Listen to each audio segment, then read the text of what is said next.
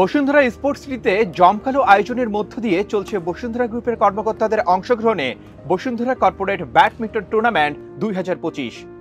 20 ফেব্রুয়ারি থেকে শুরু হওয়া এই প্রতিযোগিতা অনুষ্ঠিত হচ্ছে বসুন্ধরা স্পোর্টস সিটির নর্থ জোনের ইনডোরে। এই টুর্নামেন্টে অংশ নিয়েছে ডিজিএম, এজিএম ও অ্যাসিস্ট্যান্ট এক্সিকিউটিভ কর্মকর্তারা। পুরুষ একক জুনিয়র ও সিনিয়র এবং পুরুষ ডাবল জুনিয়র ও সিনিয়র ক্যাটাগরিতে প্রতিযোগিতা অনুষ্ঠিত হচ্ছে। বসুন্ধরা গ্রুপের সেক্টর সি এর আয়োজনে এই ব্যাডমিন্টন টুর্নামেন্ট প্রতিযোগিতা অনুষ্ঠিত হচ্ছে।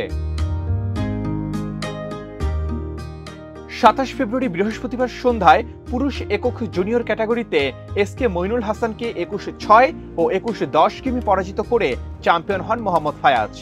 এরপর সিনিয়র সিঙ্গেলে সেমিফাইনালে মুখোমুখি হয় ইমরান বিন ফেরদৌস ও মোহাম্মদ ইমরুল হাসান।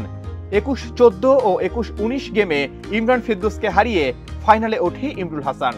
জুনিয়র ডাবলের ফাইনালে মোহাম্মদ শামীম আল মাহমুদ ও মামুনুর রশিদের সাথে মুখোমুখি হয় এসকে মইনুল হাসান ও আশিকুর রহমান জুটি। দুর্দান্ত ফাইনালে 21-10 ও 21-12 গেমে চ্যাম্পিয়ন হয় মইনুল হাসান ও আশিকুর রহমান জুটি। সন্ধ্যায় খেলা দেখতে আসেন বসুন্ধরা গ্রুপের ভাইস চেয়ারম্যান সাফওয়ান সোবহান ও তার স্ত্রী বসুন্ধরা গ্রুপের পরিচালক ইয়াশা সোবহান। বসুন্ধরার এমন আয়োজনে খুশি বসুন্ধরা কিংসের সভাপতি ইমরুল হাসান। তিনি চান প্রতি বছর এমন আয়োজন হোক।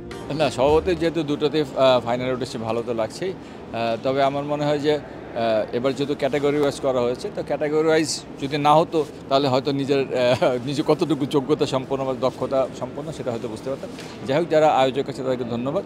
এবং অনেক দিন পর আপনারা জানেন যে আমাদের এই কর্পোরেট টুর্নামেন্টটা মাঝখানে প্রায় 4-5 বছর বন্ধ ছিল, তো অনেক দিন পর চালু হয়েছে। তো এই জন্য আমি বসুন্ধরা যারা মালিক পক্ষে তাদের প্রতি কৃতজ্ঞ, এবং আমরা আশাবাদী যে এই টুর্নামেন্টও শুধু ব্যাডমিন্টন অন্যান্য ইভেন্ট নিয়ে আরও বড় আকারে আমরা পরবর্তীতে করব। বসুন্ধরা স্পোর্টস সিটির ব্যাডমিন্টনের গ্রাউন্ড সহ পুরো স্পোর্টস সিটি নিয়ে উচ্ছ্বাস প্রকাশ করেন এই টুর্নামেন্টে অংশগ্রহণ করা খেলোয়াড়রা। শুক্রবার বিকেলে বাকি খেলা শেষে পুরস্কার বিতরণের মধ্য দিয়ে শেষ হতে যাচ্ছে এবারের tournament. Arman Ali, Daily Sun.